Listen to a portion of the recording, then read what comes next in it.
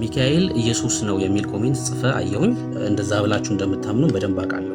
መጽሐፍ ቅዱስ አይልማ መጽሐፍ ቅዱስ እኮ የእግዚአብሔር መልአክ አይደለም አይደለም። ክርስቶስ ራሱ ነው። ክርስቶስ ራሱ ነው። ከመቼ ጀምሮ ሚካኤል ክርስቶስ ነው? ክርስቶስ ራሱ ነው ሚካኤል። ከመቼ ጀምሮ ነው? መጽሐፍ ቅዱስ ላይ ነው። ራእይ 12 ዋነኛ የተባለው ምን ማለት ነው? አለቃ አብ ወልድ መንፈስ ቅዱስ አንደኛው ሊረዳው እንደመጣ ነው።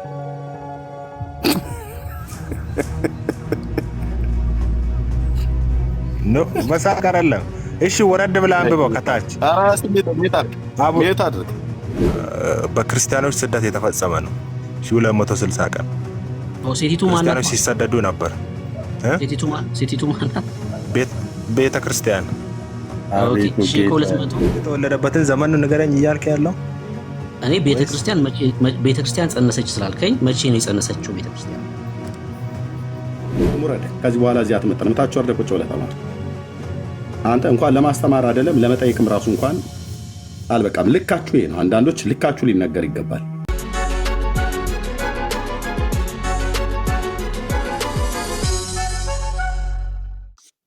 ተካ እንኳን ደህና መጣክ። ሚካኤል ኢየሱስ ነው ብሎ ስለጻፈ እንቀበለውና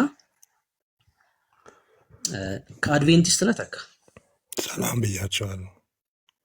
እንኳን ደህና አዎ ከአድቬንቲስት ነኝ። እንኳን ደህና ቆያችሁ።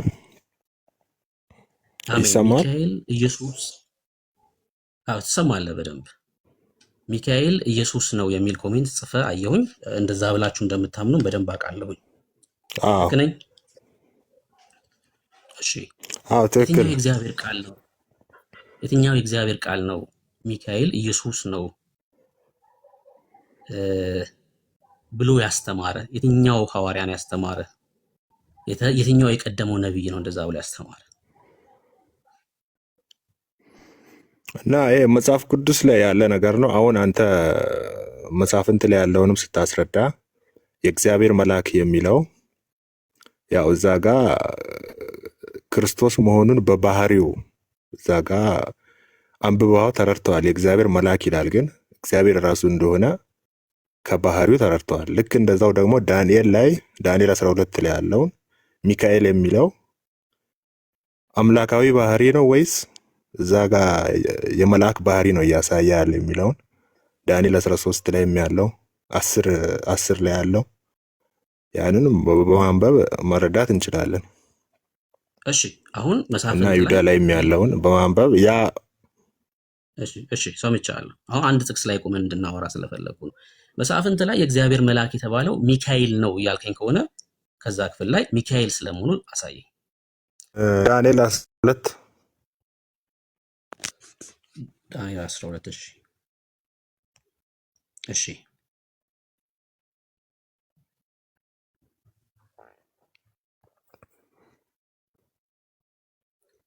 ዳንኤል 12 እሺ ከከፈትከው ብታነብልኝ ደስ እኮ። ቁጥር ስንት ላንብብልህ? ከአንድ ጀምሮ እዛች ጋር ያለችው። በዚያም ዘመን ስለ ሕዝብህ ልጆች የሚቆመው ታላቁ አለቃ ሚካኤል ይነሳል። ሕዝቡም ከሆነ ጀምሮ እስከዚያ ዘመን ድረስ እንደ እርሱ ያለ ያልሆነ የመከራ ዘመን ይሆናል። በዚያን ዘመን በመጽሐፍ ተጽፎ የተገኘው ሕዝብ ሁሉ እያንዳንዱ ይድናል። እሺ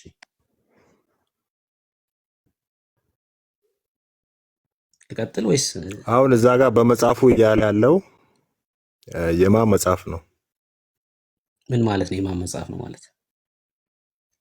በመጽሐፉ በህይወት መጽሐፍ ነው። የማን መጽሐፍ ነው ማለት ምን ማለት ነው?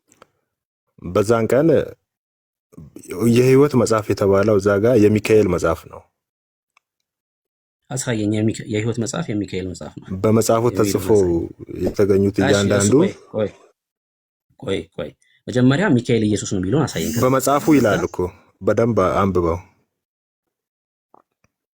ሚካኤል ኢየሱስ ነው የሚል ቃል በቃል የለም። ሚካኤል ደግሞ መልአክ ነው የሚልም ቃል በቃል የለም። እሺ ስማኛው። በዚያን ዘመን ስለ ህዝብ ልጆች የሚቆመው ታላቁ አለቃ ሚካኤል ይነሳል። ህዝብም ከሆነ ጀምሮ እስከዚያ ዘመን ድረስ እንደ እርሱ ያለ ያልሆነ የመከራ ዘመን ይሆናል። በዚያም ዘመን በመጽሐፍ ተጽፎ የተገኘ ሕዝብ ሁሉ እያንዳንዱ ይድናል ይላል። ይሄ የሕይወት መጽሐፍ የሚካኤል ነው የሚለውን እሺ አሳየን ከዚህ ክፍል። በመጽሐፍ ሳይሆን በመጽሐፉ ነው የሚለው። በመጽሐፍ ሳይሆን በመጽሐፉ ተጽፎ የተገኙት እያንዳንዱ ይድናል። በመጽሐፉ ላይ ማለት ነው። በመጽሐፉ ላይ ተጽፎ የተገኘ ይድናል ነው።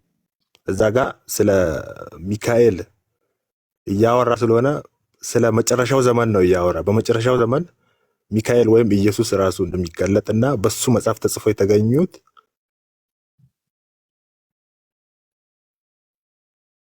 ጎበዜ። የኔ ጥያቄ ምንድን ነው? ይሄ የሕይወት መጽሐፍ የሚካኤል ነው የሚለውን ከዚህ ክፍል ላይ አሳየኝ። አለክ ስለ ሚካኤል ነው የሚያወራው። በዛን ዘመን በመጨረሻው ዘመን ሚካኤል እንደሚነሳና በመጽሐፉ ተጽፎ የተገኙት እያንዳንዱ ይድናል። እሺ እንደዚህ ላርገሽ። ከመጀመሪያው ልጠይቅ፣ ስለማን ነው የሚቆመው ሚካኤል? ስለ ህዝብ። ስለ የትኛው ህዝብ? ስለ ሰው ልጅ ማለት ስለ ሰው ልጅ ቶታሊ፣ ስለ ሰብአዊ ፍጥረት አሳየኝ ከዚህ ክፍል ላይ ስለ ሰብአዊ ፍጥረት። በጣም ይቅርታና ብሩክዬ፣ ወንድማችን ክፍሉ ምን እንደሚል አንደርስታንድ አድርገዋል። ግን በዚያ ዘመን ስለ ህዝብህ ልጆች የሚቆመው ነው የሚለው። ስለ ህዝብህ ነው አይደል የሚለው? ትክክል ነው። ያ ትክክል በዚያ ዘመን የሚለው ያው ስለ መጨረሻው ዘመን ከዳንኤል 8:7 ጀምሮ እሱን አይደለም ጥያቄ። እና ህዝብህ የተባለው ማን ነው? ስለ ህዝብህ ልጆች ሲል ህዝብህ የተባለው እዚህ ጋር ማን ነው?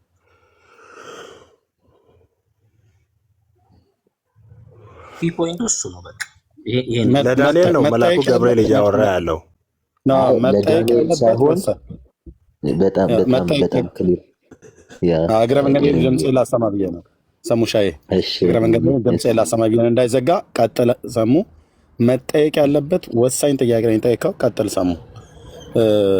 መጠየቅ ያለበት ወሳኝ ጥያቄ በጣም ግልጽ እንዲሆንልህ ተካ። በዚያ ዘመን ስለ ህዝብህ ልጆች የሚቆመው ታላቁ አለቃ ሚካኤል ይነሳል የሚለውና ህዝብህ የተባለው ማን ነው?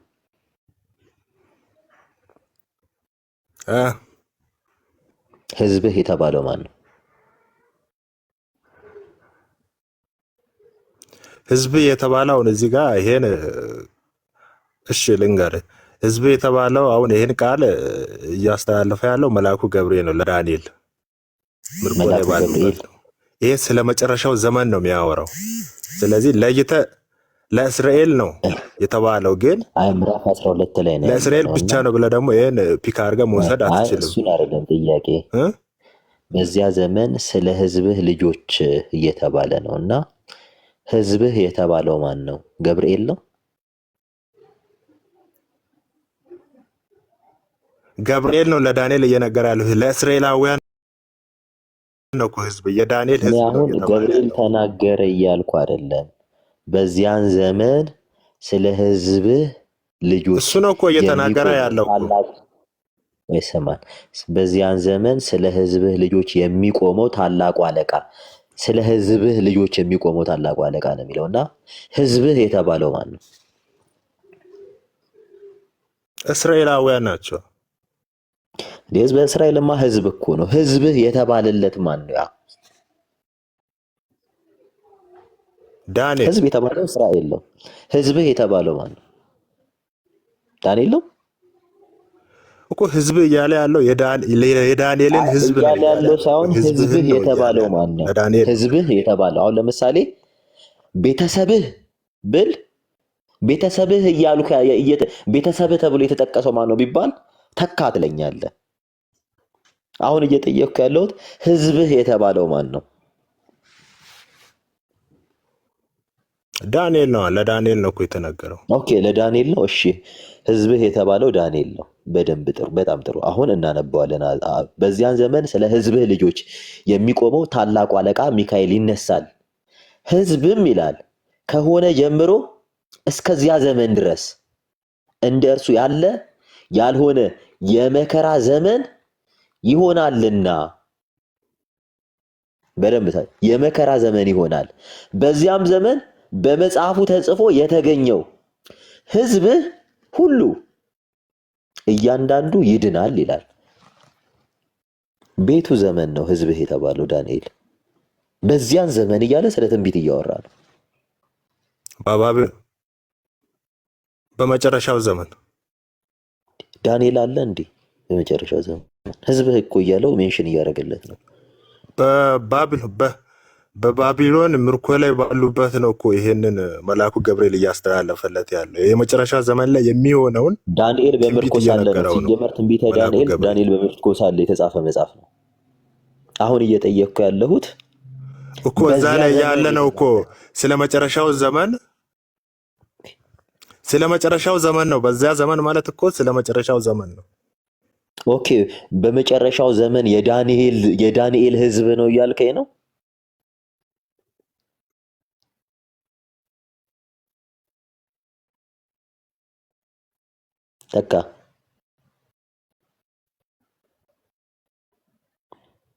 ተካ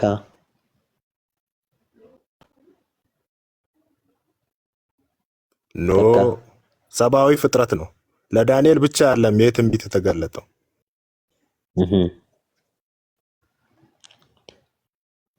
ህዝብ የተባለው ዳንኤል ነው። ትንቢቱ የተነገረው ስለ ፍጻሜ ዘመን ነው እያልከን ነው። ህዝብህ ተብሎ ኦኬ፣ ለዳንኤል ህዝብ የተባለው እስራኤላውያን ስለ ፍጻሜ ዘመን ነው። በደንብ ስማ። ቆይ ህዝብ ለዳንኤል ካልከው ህዝብ የተባለው በባቢሎን ምርኮ ያሉ እስራኤላውያን ናቸው። ይሄ መጽሐፍ ግን እየተጻፈ ያለው ስለ ዓለም ፍጻሜ ነው አይደል? እየተነገረ ያለው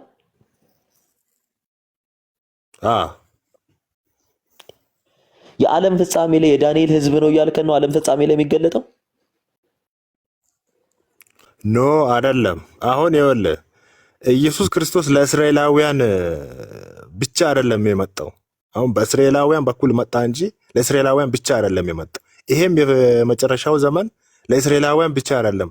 እኔ ስለ ኢየሱስ እኮ አይደለም የጠየቅኩ። መጀመሪያ ላይ ህዝብህ የተባለው ማን ነው? አሁን ስለ እስራኤል ብቻ ነው ስላልክ ነው። ስለ እስራኤል ብቻ አይደለም። ቆይ እስኪ እሺ ወርደን እናነባዋለን። ህዝብህ የተባለው ዳንኤል ነው አልከኝ። መጀመሪያ ገብርኤል ነው አልከኝ። ከዚያም በኋላ ዳንኤል ነው አልከኝ። እሺ ወርደን እናንብበው በደንብ ስማ። በዚያን ዘመን በመጽሐፉ ተጽፎ የተገኘው እስራኤላውያን ናቸው። ለዳንኤል ማለት ነው። ለዳንኤል የተባለው ለህዝብ እኮ አሁን ነው አይደለም። ኔትወርክ ቆራርጦ ይሆናል እንጂ ለህዝብ እኮ በደንብ ስማኝ። አሁን ቀጥለን እናንብብ። በዚያ ዘመን በመጽሐፉ ተጽፎ የተገኘው ህዝብህ ይላል። በደንብ ስማ። ህዝብ ሁሉ እያንዳንዱ ይድናል ካለ በኋላ ማን ነው የሚድነው? ህዝብህ የተባለው ነው። በምድርም ትቢያ ውስጥ ካንቀላፉቱ ብዙዎች ይነቃሉ። እኩሌቶቹ ወደ ዘላለም ህይወት፣ እኩሌቶቹም ወደ እረፍትና ወደ ዘላለም ጉስቁልና ይላል። አሁንም ዳንኤል ስለ ዳንኤል ነው ህዝብ የተባለው ዳንኤል ነው እያልከኝ ነው? አይደለም፣ ክርስቶስ ሲመጣ ነው። ይሄ አሁን የሚሆን አሁን ያወራቸው ነገሮች ሁሉ እዛ ጋር የሚያወራው በመጨረሻው ዘመን የሚሆን ነው። ቆይ ወንድማችን ተካ ስለ ህዝቡ ባለቤት ነው የጠየቅኩ። የህዝቡ ባለቤት ማን ነው ስልክ ዳንኤል ነው አልከኝ። ገብቶሃል አይደለ? የህዝቡ ባለቤት ዳንኤል ከሆነ አሁንም እየተናገረ ያለው ስለ ምጽአት ዘመን ነው። እኩሌቶቹ ወደ ዘላለም ህይወት፣ እኩሌቶቹ ወደ ዘላለም ጉስቁልና ይላል እና ወደ ዘላለም ህይወትና ወደ ዘላለም ጉስቁልና የሚሄዱት የዳንኤል ህዝቦች ናቸው አይደለም? ይሄ ፍርዱ ሰዓት ላይ በመጨረሻው ዘመን የሚሆነው ነው እኮ እያወራ ያለው። እኔ ስለ ህዝቡ እኮ ነው። አሁን እዚህ ጋር መጀመሪያ የዳንኤል ህዝብ ነው ስላልከኝ ህዝብ ነው እያወራ ያለው። ባለቤቱ ማን ነው ስልህ ዳንኤል ነው አልከኝ። ገብቶሃል? እሺ የዳንኤል ህዝብ እኮ ለዳንኤል ተነገረለት እንጂ ለእስራኤላውያን ብቻ አይደለም የሚመጣው። ይሄ ለዳንኤል አሁን ሚካኤል ወይም ኢየሱስ ለእስራኤላውያን ብቻ አይደለም። ህዝብህ የተባለው የህዝቡ ባለቤት ማን ነው ብዬ ነው የጠየቅኩት መጀመሪያ። ህዝብ የተባለው አሁን እዚህ ጋር ለዳንኤል ነው እየተነገረ ያለው። ለህዝብ የሚቆም እሺ፣ ለማንኛውም ህዝብ ሚካኤል ይነሳል። ለማንኛውም ህዝብ የተባለው ህዝብ እግዚአብሔር ነው። እሺ፣ እኩሌቶቹ ወደ ዘላለም ቅጣት፣ እኩሌቶቹ ወደ ዘላለም ህይወት የሚመጡት ገብቶሃል? እግዚአብሔር ሕዝቤ ብሎ የጠራቸው ናቸው። በፍርድ ጊዜ ስለሚሆነው ነገር እያወራ ነው። እሺ አንተ ስለምትለው ሐሳብ በፍጹም የሚነገር ነገር አይደለም። እኛ ህዝቡ አይደለንም? እንዴት አደ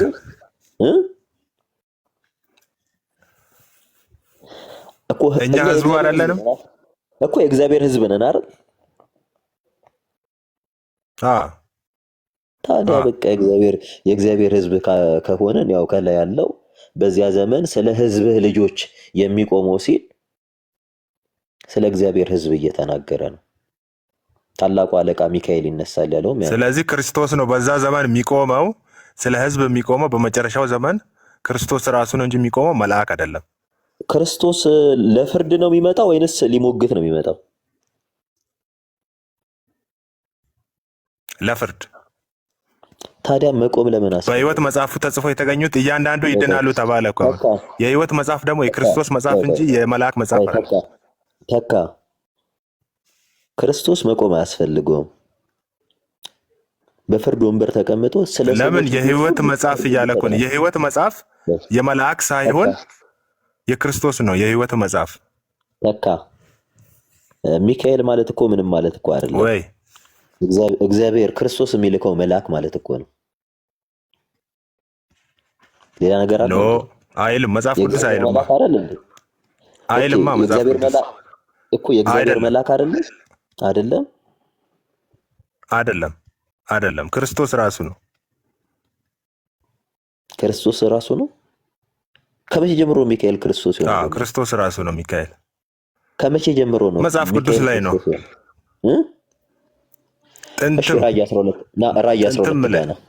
ራእይ 12 ጋር አለኝ። እሺ ክፈተው። እኔ መጽሐፍ ቅዱስ አልያዝኩም። መጽሐፍ ቅዱስ አልያዝኩም። እሺ ራእይ 12 እንገልጥልህና እሺ እንዲህ ይላል መጽሐፍ ቅዱስ ራእይ 12 እሺ ከቁጥር 10 ጀምሮ ላንብብልህ። እንዲህ ሲል ታላቅም ድምፅ በሰማይ ሰማሁ እንዲህ ሲል አሁን የአምላካችን ማዳን ኃይል መንግስትም የክርስቶስም ስልጣን ሆነ። ቀንና ሌሊትም በአምላካችን ፊት የሚከሳቸው የወንድሞቻችን ከሳሽ ተጥሏልና እነርሱም ከበጉ ደም የተነሳ ከምስክራቸውም ቃል የተነሳ ድል ነሱት፣ ነፍሳቸውንም እስከ ሞት ድረስ አልወደዱም። ስለዚህ ሰማይና በውስጡ የምታድሩ ሆይ ደስ ይበላችሁ፣ ለምድርና ለባህር ወዮላቸው። ዲያብሎስ ጥቂት ዘመን እንደቀረው አውቆ በታላቅ ቁጣ ወደ እናንተ ወርዷልና ዘንዶው ወደ ምድር እንደተጣለ ባየ ጊዜ ወንድ ልጅ የወለደችውን ሴት እያለ እሺ ከላይ ጀምሮ ነው ማለት። በሰማይም ሰልፍ ሆነ፣ ሚካኤልና መላእክቱ ዘንዶውን ተዋጉ ይላል።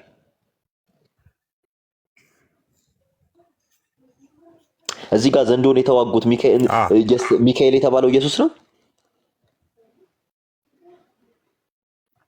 ሚካኤል እየተባለው ኢየሱስ ነው። ኢየሱስና መልአኩ ዘንዶውን ተዋጉት። እንደዛ ነው ብለህ የምትተረጉመው? ሚካኤል እና ይላል። ሚካኤል እና መላእክቱ የሚለው ክፍሉ ሚካኤልና መላእክቱ ሲል ሚካኤል የሚመራቸው መላእክት ናቸው። በደንብ ስማ፣ ክፍሉ ይቀጥላል። እንደዛ ብለው አይደለም። ዘንዶውም ከመላእክቱ ጋር በየትኛው ሂሳብ ነው ሚካኤል መልአክ ሆኖ ይመራል የሚለው? ወንድማችን አሁን እኮ ቅድም አሳየን እኮ። አሁን በደንብ ስማ። በሰማይ ሰልፍ ሆነ፣ ሚካኤልና መላእክቱ ዘንዶውን ተዋጉ ካለ በኋላ ዘንዶውም ይላል ከመላእክቱ ጋር ተዋጋ። ከኢየሱስ ጋር ተዋጋ አይደለም ይላል፣ ከመላእክቱ ጋር ተዋጋ፣ አልቻላቸውምም ይላል። ከዚያም ወዲያ በሰማይ ስፍራ አልተገኘላቸውም ይላል። ዘንዶ የተዋጋው ሚካኤል ከተባለው ኢየሱስና ከመላእክቱ ጋር አይደለም። ዘንዶም ከመላእክቱ ጋር ተዋጋ ነው የሚለው። ሚካኤል እዚህ ጋር መልአክ መሆኑን ይናገራል።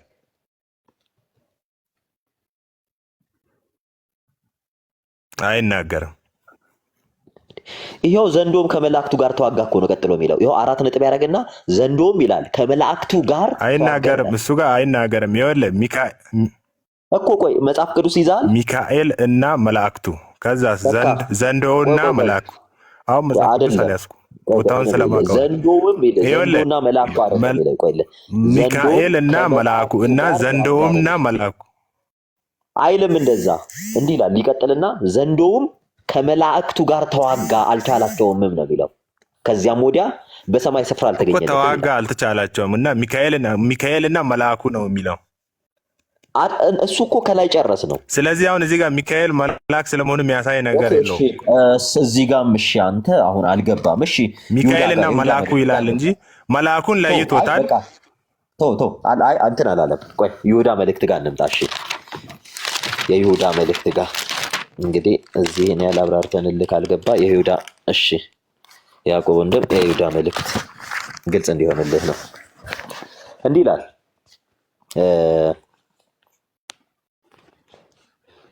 የሆነ ሄኖክ ካለ በኋላ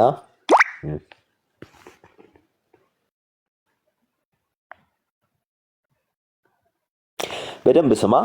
ከቁጥር 8 ጀምሮ ላንብብልህ። የይሁዳ መልእክት አንድ ምዕራፍ ነው ያለው። ከቁጥር 8 ጀምሮ እንዲሁም ይላል እነዚህ ሰዎች ደግሞ እያለሙ ስጋቸውን ያረክሳሉ፣ ጌትነትንም ይጥላሉ፣ ስልጣን ያላቸውንም ይሳደባሉ ካለ በኋላ የመላእክት አለቃ ሚካኤል ግን ከዲያብሎስ ጋር በተከራከረ ጊዜ ስለ ሙሴ ስጋ ሲነጋገር ጌታ ይገስጽ አለው እንጂ የስድብን ፍርድ ሊናገረው አልደፈረም ይላል። የመላእክት አለቃ ማለት ምን ማለት ነው? እስኪ አለቃ የሚለውን ፍታልን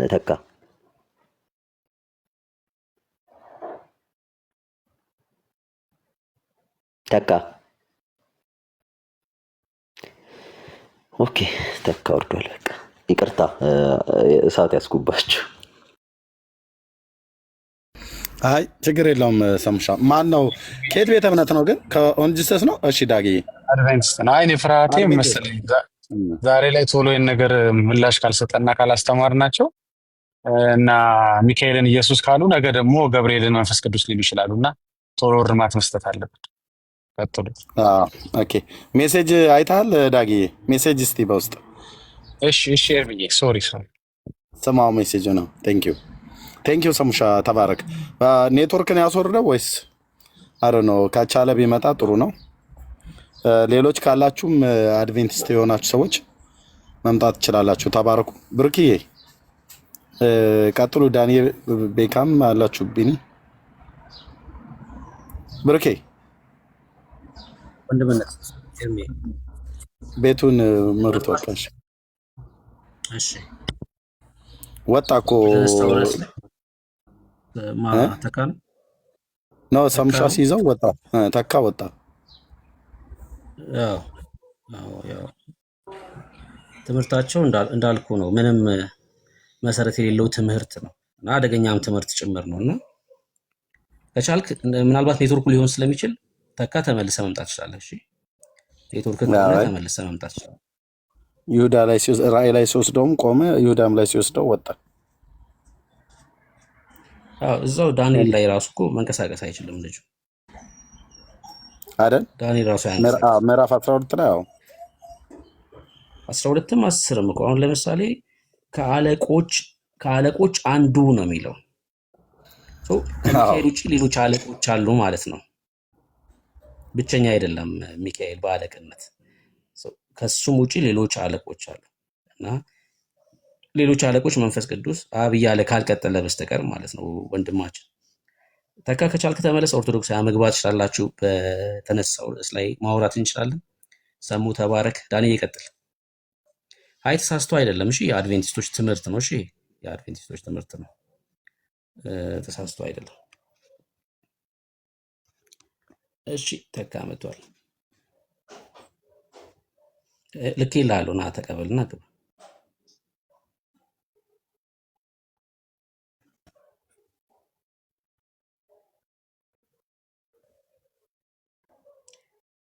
ተካ ተመለስክ? ኔትወርክ ነው እያስወጣኝ ያለው። ኔትወርክ ፒዩ ነው እያስቸገረኝ ያለው። እሺ ሰሙ የጨርሱ ያነሳችሁትን ጥቅስ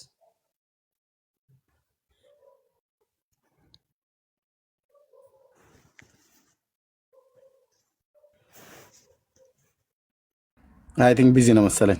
ብርኬ አንተ ቀጥል። እሺ ሰሙ አለክ ነው ልቀጥል?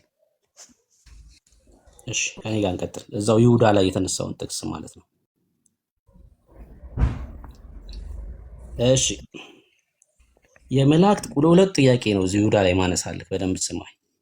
የመላእክት አለቃ የሆነው ሚካኤል እንኳ ስለ ሙሴ ስጋ ከዲያብሎስ ጋር በተከራከረ ጊዜ ጌታ ይገስጽ አለው። ሚካኤል በማን ስም ነው የገሰጸው?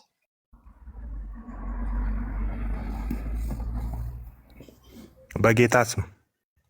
ማን ነው ጌታ የተባለው? አሁን እዚህ ጋር ሚካኤል ጌታ ሆኖ እንዴት ጌታ ይገስጽ ይላል አይደል? ፖይንቱ ፈቃዱን ለአብ ነው እየሰጠ ያለው እዚህ ጋር። አልጠየቅኩም እኔ ማን ነው ጌታ የተባለው ነው ጥያቄ። አብ። ኢየሱስ በአብ ስም እየገሰጸ ማለት ነው። አቤቱ ጌታ ኢየሱስ ይሄ እኮ ነው በቃ ትምህርት። አሁን እስኪ ኢየሱስ ክርስቶስ ዘካርያስ 3 ላይ ሄድሽ ላስረዳ በደንብ። ዘካርያስ 3 ሂድ። አይ ቆይ ወዳጅ የት ነው የምንሄደው? ቆይ አንዴ እዚሁ ጋር ተመሳሳይ ሀሳብ ነው። እንሄዳለን። ቆይ አንዴ እንሄዳለን። ኢየሱስ ክርስቶስ በአብ ስም እየገሰጸው ነው አይደለ? በአብ ስም ነው እየገሰጸ ያለው። ኦኬ፣ እስኪ ክርስቶስ ኢየሱስ እዚህ በምድር ሳለ በአብ ስም የገሰጸበትን የመጽሐፍ ቅዱስ ክፍል እስኪ ያሳይ። ዘካርያስ 3ን ክፈትልኝ። ጌታ ክርስቶስ ኢየሱስ በዚህ ምድር በነበረበት ሰዓት ነው ያልኩ። በአብ ስም የገሰጸበት ካለ አሳየኝ። ጥያቄ ይሄ ነው። ከዛ ዘካርያስ ከሄድልሃለሁ። እሺ፣ ስጋ ሳይል ይሄ እኮ እዚህ ምድር ላይ ሆኖ የገሰጸው ነገር እኮ አይደለም። ለሙሴ ስጋ ሙሴን ለማስነሳት ሲመጣ የለም ብለህ ማለት ነው። አድምጠኝ እሺ። የኔ ጥያቄ ምንድን ነው? የለም። ኦኬ፣ የለም በቃ እንደዛ ነው የሚባለው። የኔ ጥያቄ ጌታ በዚህ ምድር ሲመላለስ በአብ ስም የገሰጸበት የመጽሐፍ ቅዱስ ክፍል ካለ አሳየኝ ነው ጥያቄ። አዲስ ኪዳን ላይ ሊኖር ይችላል። በእርግጥ በይሄኛው ግን ስለ ሙሴ ስጋ በሚከራከርበት ታይም ላይ ነው። የስጋ ሳይለብስ በፊት ነው። ሊኖር ይችላል ሳይሆን ካለ ዘካርያስ 3ን ክፈትልኝ። ዘካርያስ 3ን ክፈትልኝ። ዘካርያስ ጋር ሄድልሃለሁ ወዳጅ። ይሰማል አይደል ድምጼ? የለም ካልከኝ ወደ ዘካርያስ ነው የምንሄደው። ቀጥሎ ጌታ በዚህ ምድር ሳለ በአብ ስም የገሰጸበት የመጽሐፍ ቅዱስ ክፍል ካለ ወይ ደግሞ ሐዋርያቶቹ እንደዛ ያስተማሩበት የመጽሐፍ ቅዱስ ክፍል ካለ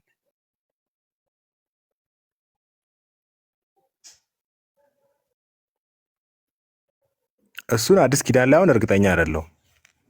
እሺ፣ እርግጠኛ አይደለም።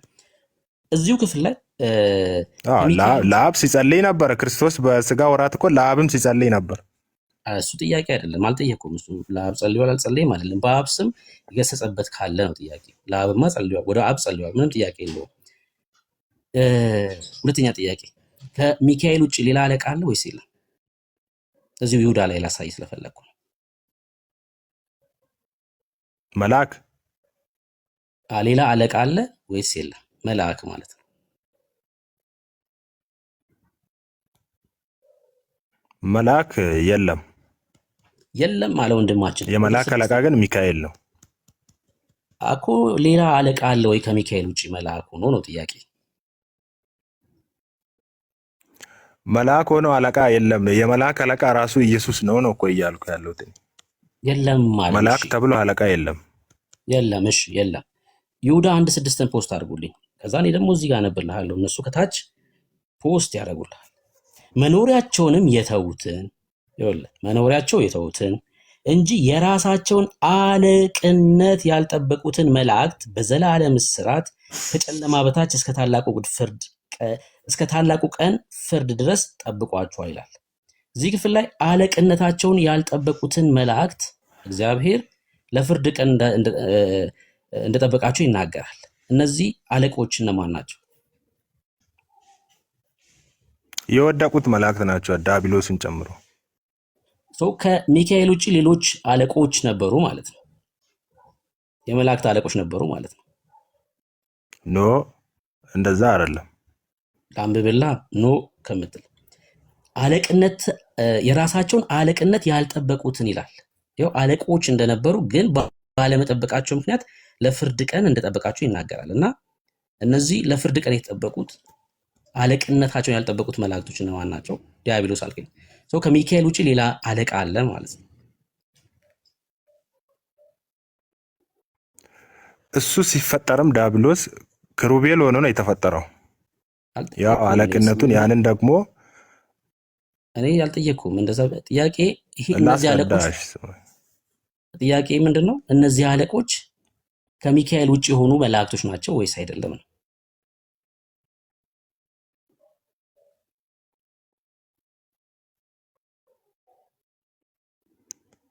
ሚካኤል ራሱ መልአክ አይደለም እያልኩ እኮ ነው። ከሚካኤል ውጭ ያሉ መላእክቶች ማለት አትችልም። ሚካኤል መልአክ ስለመሆኑ ራሱ ማስረጃ የለም እኮ መጽሐፍ ቅዱስ ላይ። እነዚህ አለቃ የተባሉት መላእክቶች ናቸው ወይስ አይደሉም? ዳቢሎስ የወደቁት ዳቢሎስ እና እነዚህ መላእክቱ ናቸው። ዘንዶና መላእክቱ እንደተባለው እኮ እነዚህ አለቆች ነበሩ ወይስ አልነበሩም ነው ጥያቄ ወዳጄ። አለቃቸው ዳቢሎስ ነው። አለቃ ነበረው። ከሚካኤል ውጭ ሌላ አለቃ ነበር ማለት ነው። መልአክ የሆነ አለቃ ነበር ማለት ነው። መጽሐፍ ቅዱስ አለቅነታቸውን ማስረጃ ባለመጠበቃቸው የለም። ይኸው ይሁዳን እኮ አነበብኩልህ ምዕራፍ 1 ቁጥር 6 ነው። አለቅነታቸውን ባለመጠበቃቸው ምክንያት እንደተጣሉ ይናገራል እግዚአብሔር ቃል እኮ ስለወደቁት ነው እያወራ ያለው እንጂ ሌላ አለቃ እንዳለ የሚያሳይ አይደለም። አይ እሺ ዳንኤል ላይ ወሰደው ከመውደቃቸው ወንድምነት በፊት አለቆች ናቸው። ዳንኤል ላይ ወሰደው እሺ ወንድምነት እሺ የፋርስ አለቃ የተዋጋበት እሺ ጋር ገብርኤል ጋር እና ገብርኤል ማ ሊረዳ የመጣ ነው ብሎ የሚለው እንደዚህ ይላል። እሺ ላንብብልህ። እርሱም እንዲህ አለኝ፣ ዳንኤል ሆይ አትፍራ፣ ልብ ያስተውል ዘንድ ሰውነትህም በአምላክ ፊት ይዋረድ ዘንድ ካደረክበት ከመጀመሪያው ቀን ጀምሮ ቃልህ ተሰምቷል። እኔም ስለ ቃልህ መጥቻለሁ። የፋርስ መንግስት አለቃ ግን 21 ቀን ተቋቋመኝ ይላል። ማን ነው እንደዚህ እያለ ያለው? መልአኩ ገብርኤል። እነሆም ከዋነኞቹ አለቆች አንዱ ሚካኤል ሊረዳ ይመጣ አለ። ማን ነው ሊረዳ የመጣው? መልአኩ ገብርኤልን። ከዋነኞቹ ገብርኤል አንዱ ሊረዳ የተባለው የመጣው ማን ነው? አዎ ከዋነኞቹ አንዱ የተባለው አለቃ የተባለ ከዋነኞቹ አንዱ ሊረዳ የመጣ ይላል። ሊረዳው የመጣው ገብርኤልን ከዋነኞቹ አንዱ ነው። ከዋነኞቹ አንዱ ማለት ከአለቆቹ አንዱ ማለት ነው። ከዋነኞቹ አንዱ የተባለው ከአለቆቹ አንዱ ሚካኤል። ያ ሚካኤል ኢየሱስ ነው ወይስ መልአክ? ከዋነኞቹ አንዱ ሚካኤል ሊረዳ መጣ። ኦኬ ያ ከዋነኞቹ አንዱ ኢየሱስ የተባለው ነው ሚካኤል። አድምጠኝ።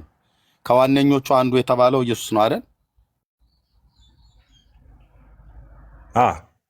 ስለዚህ ሌሎች ዋነኞች አሉ። ከነሱ መካከል ዋነኛው ደግሞ እሱ ነው። አንዱ ዋነኛ ማለት ነው። ዋነኛ የተባለው ምን ማለት ነው? አለቃ አብ፣ ወልድ፣ መንፈስ ቅዱስ። አብ፣ ወልድ፣ መንፈስ ቅዱስ። ከወልድ መንፈስ ቅዱስ አንደኛው ሊረዳው እንደመጣ ነው።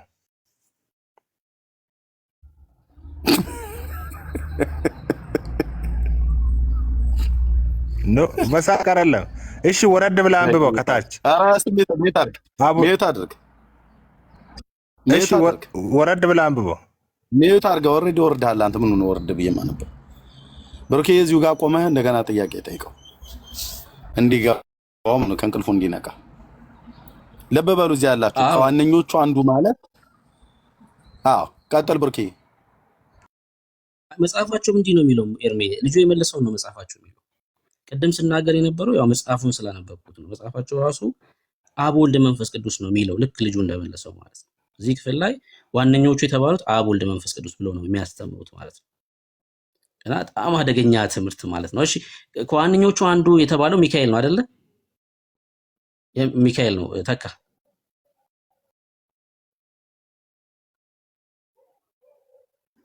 ሚካኤል ነው። እሺ ሌላኛው አለቃስ ማን ነው ስሙ በዚህ ክፍል ላይ?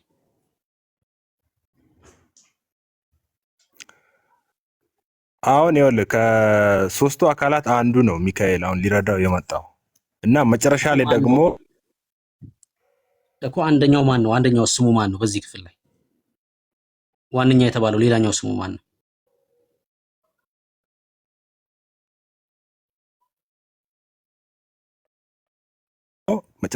መጨረሻ ላይ ያለው ኔትወርክክ ነው አይደል? እየተቆራረጥክ ነው። አሁን ኔትወርኩ ስልክ ላይ ብቻ ሳይሆን አንተም ላይ ተጽዕኖ አምጥቷል። አንተንም እየቆራረጠህ ነው።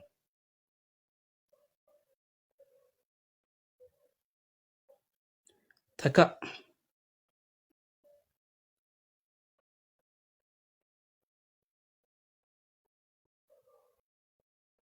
ኤርሚ ያለው አይደል?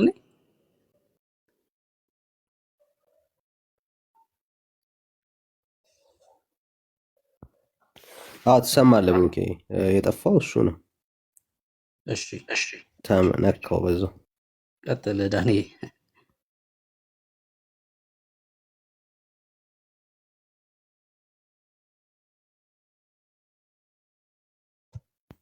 እሺ ቀጥል ዳኒ። ዳንሻ ቀጥል። እሺ ሌላ ሰው ካለ መቀበል እንችላለን። ብሩኬ ግን የተነሱት ሀሳቦች ላይ ትንሽ ወይ ሌላ ሰው ከገባ በደንብ ጨምቀ ነው ሀሳቡን ክሊር ብናደርገው ጥሩ ይመስለኛል። ሊረዳው መጣ ዳኒ። ዳጊሻ ምን አልክ? አብ ሊረዳው መጣ። እርዱኝ እረዳቸዋለሁ። በዛም ወደዛም አድጓል እንዴ? ወይ ጌታ ኢየሱስ። እሺ ቀጥል። ከዛ እንግዲህ ወልድን ነው ለሀያ ስንት ቀን የተቋቋመው? ወልድንም የሚቋቋም አለ ለካ እዛ ቤት ወልድ የሚቋቋመው አለ።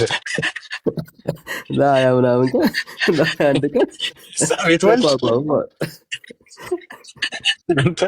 እንዴት ያለ ዋዛ ነው! ወና ይሄ አዛም ዋዛም ነው። በኢየሱስ እንዴት ያለ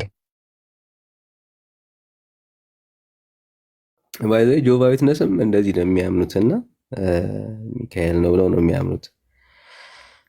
ያው መጨረሻ ላይ ያው ክርስቶስ ኢየሱስን ስለሚክር ተናግሮታል። ቅድም እኮ ብሩክ ምራቅ እጃችሁ ላይ አድርጋችሁ እዚህ ላይ ድሮ ልጅ ሆነ እንደዛ እናደርግ ነበር እና አቦ ሰጥ ነው የሚባል ነገር አለ። አቦ ሰጥ፣ ተክልዬ ሰጥ፣ ጊዮርጊስ ሰጥ እያሉ ቀጠሉበት እነሱ።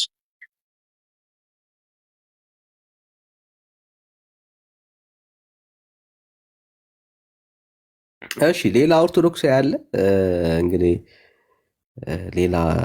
ሌላ ኦርቶዶክሳዊ ካለ እንቀበላለን፣ ወይ ደግሞ እንግዲህ የተነሳው ሀሳብ ላይ ሀሳብ መስጠት እችላለሁ የሚል ሌላም ቤተ እምነት ውስጥ ያለ ሰው ካለ ፕሊስ ዌልካም፣ መቀበል እንችላለን። እንደዚህ አይነት የሐሰት ትምህርቶችን በእግዚአብሔር ቃል ላይ የተዋሹ ውሸቶችን ማጥራት ተገቢ ነውና እኔ ማስረጃ አለኝ ብሎ መሞገት የሚችል ሰው ካለ ሌላ አንድ ቁጥር ይጻፍልን ወይ ሪኩዌስት ይላክልን።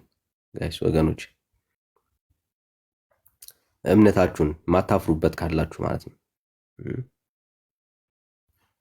እምነታችሁን ማታፍሩበት ሰዎች ካላችሁ ኮመንት ላይ በጣም ስድቦች ምናምን እያየን ያለ ነው። ግድ የለም ከስድብ ይልቅ ግቡና ሀሳባችሁን እስቲ ንገሩን ጋይስ፣ ሀሳባችሁን ንገሩን፣ አካፍሉን። ይሄ ነገር በቤተ እምነት መሰረት ማስረጃ አለኝ የምትሉ ሰዎች ካላችሁ ማለት ነው። ወጣ እንዴ ዳንዬ ልጁ? አዎ ወንድምነት ምን አለ? የዳንኤል ምን አለ? አምልጦሃል? አምልጦኛል። በእውነት ዞር ብዬ ነበር። ከዋነኞቹ አንዱ ሊረዳ ይመጣ ብሎ ያለው አንደኛው አካል ከስላሴ አካል አንዱ ነው ያለው። ስላሴዎች ናቸው አለ። እግዚኦ ይረዳዳሉ አለ እኮ ስላሴዎች። ስለዚህ ሚካኤል የሚባል እኮ መልአክ የለም እያለ እኮ ነው። በመጽሐፍ ቅዱስ ታሪክ ውስጥ አይታወቅም እኮ እያሉ ነው በእነሱ ቤተ እምነት። ያ እንደዛ አይነት ነው፣ እንደዛ ነው እያለ ያለው። እንዳይሰማህ በለው መልአኩ።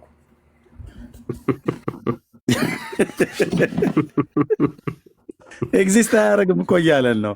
እንዳይሰማህ መልአኩ። ኔትወርክ ነው እያስወጣኝ ያለው። ይቅርታ። አይ መልአኩም ሊሆን ይችላል። አይ ኔትወርክ ስለሚያስቸግር ሁለቴ ሶስቴ ማስጠንቀቂያ ሰጥተዋል። መልአኩም ሊሆን ይችላል። አንተ የመኖር ህልውናውን ሚካኤል የሚባል መልአክ የለም፣ መጽሐፍ ቅዱስ ውስጥ የለም። ሚካኤል የሚባል መጽሐፍ ቅዱስ ላይ መልአክ የለም። ምን ልናደርግ እንችላለን ብራዘር? ሚካኤል ተብሎ ተጽፎ ሚካኤል የለም ነው። እንዲህ አይነት ድርቅና ነው። እሺ ቀጥሉ ዳንኤ ለስማ። ሚካኤል ማለት ፍቺው ራሱ እንደ እግዚአብሔር ያለ ማለት ነው። ቆይ አንዴ ከብሩኬ ጋር ጀምራችሁ የለ አንዴ ጨርሱና ከዛ እንቀጥላለን። ብራዘር እየጠበቀ እንቀጥላለን። እዚህ ክፍል ላይ ቁጥር 13 ላይ ከዋነኞቹ የተባሉት አንደኛው ማን ነው ነበር ያልከኝ? ሶስቱ አካላት አብ፣ ወልድ፣ መንፈስ ቅዱስ። እሺ በዛ ሰዓት ከነዛ አንደኛው አካላት አንዱ እሺ ሚካኤል ሚካኤል ነው ነው። አልከኝ። ወልድ የሆነው ሚካኤል ሊረዳው እንደመጣ ነው። እሺ ሁለተኛው አካልስ ስሙ ማን ነው? በዛ ጊዜ አብ፣ ወልድ፣ መንፈስ ቅዱስ ከዋነኞቹ ስትል አብ ነው አንደኛው አልከኝ አይደል? አ በዛ ሰዓት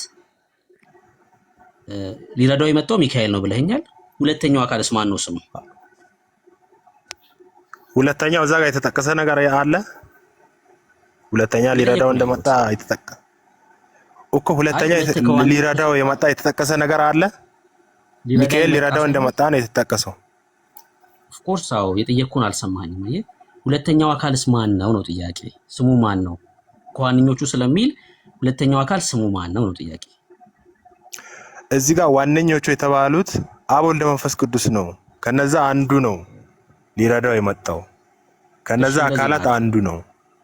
እንደዚህ እናድርገው። ይኸውልህ አሁን ትምህርትን እንዴት እንደሚፈርስብል አሳይክ። ከዋነኞቹ አለቆች ሲል አብ፣ ወልድ፣ መንፈስ ቅዱስ ናቸው ብለኛል። ይሁዳ መልእክት ላይ አለቅነታቸውን ያልጠበቁት ወድቀዋል ይላል። ከሶስቱ የትኛው አካል ነው የወደቀው እያልከኝ ነው? ይሁዳ ቅድም ያነበብክልኝ ላይ ከዋነኞቹ አለቆች ሲል አብ፣ ወልድ፣ መንፈስ ቅዱስ ነው ስላልከኝ አለቅነታቸውን ያልጠበቁት ደግሞ ወድቀዋል ብሎናል ይሁዳ። ከሶስቱ አካል ታዲያ የትኛው ወደቀ? ኖ ይሄ እነሱ አይደለም። ይሄ ሰይጣንን ነው የሚያወራው። ያ ቦታ ሰይጣንና መላእክቱ የወደቁትን ነው የሚያወራው። ይኸውልህ አለቆች የተባሉት አልካንተ በአንተ ትርጓሜ መሰረት አብ፣ ወልድ፣ መንፈስ ቅዱስ እያልከኝ ከሆነ አለቆች ደግሞ ወድቀዋል። አለቆች አላልኩም። ልብ ብለህ ስማኝ። እኔ አለቆች አላልኩም። ዋነኞቹ አለቆች ነው። ዋነኞቹ እኮ ከዋነኞቹ አለቆች የምትለዋን ቃል በቃ ዋነኞቹ አለቆች የተባሉት እነዚህ ሶስቱ አካላት ናቸው። ከሶስቱ አካላት ደግሞ ወልድ የሆነው ሚካኤል ይላል። ይሁዳ ከአለቆቹ ደግሞ መካከል የወደቁ አሉ አለ። ታዲያ የትኛውን አካል ነው ወደቀ እያልከኝ ያለው? ስለ እነዚህ ስላሴ አካል አይደለም የሚያወራው። ያ ቦታ ስለወደቁት መላእክትና ስለ ዘንዶ ነው። ኦኬ እሺ፣ አለቃ የተባሉ መላእክት አሉ እያልከኝ ነው? የለም እንዴ ይሁዳ ወደቁ አለ እኮ። ዋና የተባሉት መላእክት ወድቀዋል እያለ ነው ያለው። ክሩቤል እና መላእክቱ ወድቀው አሉ። ክሩቤል ነበር በሰማይ ዲያብሎስ ሳይወድቅ በፊት የመላእክት አለቃ ነበር፣ ወደቀ እኮ። ሌላ የመላእክት አለቃ አለ እያልከኝ ነው አይደለ? ሌላ የመላእክት አለቃ የለም፣ ክርስቶስ ነው የመላእክት አለቃ። ወደቀ እያልክ እኮ ነው ያለው አይደል? የወደቀ የመላእክት አለቃ አለ እያልከኝ ነው። ተቀጠቃ ይሄንም ልተው፣ ችግር የለውም። ትምህርታቸውን ደግሞ በሌላ የወደቀው እንዴት አልተግባባንም? የወደቀው በቃ ችግር የለውም። ተው በቃ ችግር የለውም። በብሉይ ኪዳን ወልድ ማን ተብሎ ነበር የሚጠራው?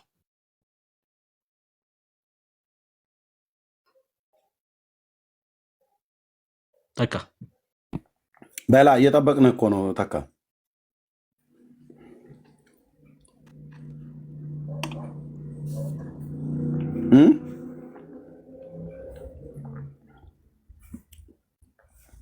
ተናገር እንጂ ዋና ወሳኝ ጥያቄ ለማ ዝም አትበል። ተካ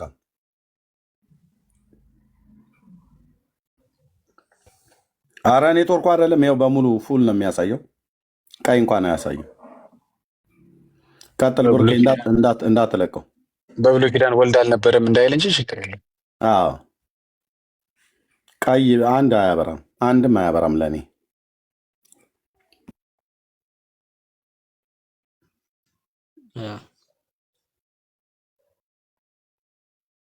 ይሄ ወሳኝ ጥያቄ ነው። ከዛ በአዲስ ኪዳን እሱ የወልድ ስም ማን ነው? ከዛ ደግሞ አሁን እኮ እነሱ የሚሉት ፍጹም ኢየሱስ ፍጹም ሚካኤል ነው የሚሉት ማለት ነው አይደል?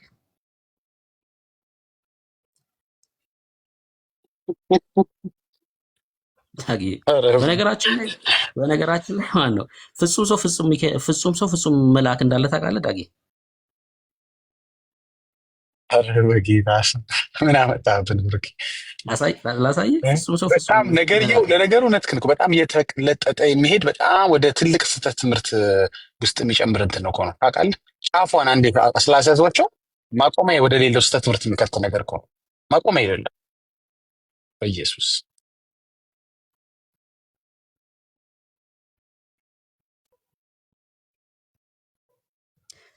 ተካ ተመላለስክ። እሺ ምናልባት ኔትወርክ ነው፣ ያው እንረዳክ፣ ችግር የለውም። ጠይቄ የነበረውን ጥያቄ ኔትወርክ ነው እያስቸገረኝ። እሺ የጠየቅኩህን ጥያቄ ሰምተኛል ወይስ ልድገምልህ? ተካማ ሚካኤልን ድገምልኝ። እሺ በብሉይ ኪዳን የወልድ ስም ማን ነበር? ጥያቄ ነው። በብሉይ ኪዳን የወልድ ስም ያው ይሄ ተብሎ አልተጠቀሰም። የእግዚአብሔር መልአክ ተብሎ ለሙሴ በቁጥቋጦ ቅድም ስጠቅስ የነበረው ደግሞ መሳፍንት ላይም የእግዚአብሔር መልአክ ተብሎ ቴዎፈኒ ራሱን በዛ መልክ ሲገለጽ ነበር።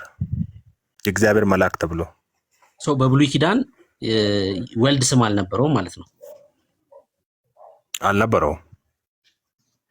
አልነበረውም ወልድ በብሉይ ኪዳን ስም እሺ መልካም። አሁን የጥቅስ አሳያለሁ። በአዲስ ኪዳንስ የወልድ ስም ማን ነው?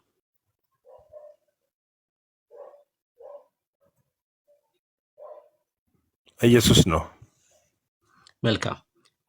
ራእይ መጽሐፍ ላይ ቅድም ሰሙ ስለ ሚካኤል አንስቶል ነበረ። ወደፊት ኢየሱስ ሚካኤል ይሆናል ተመልሶ?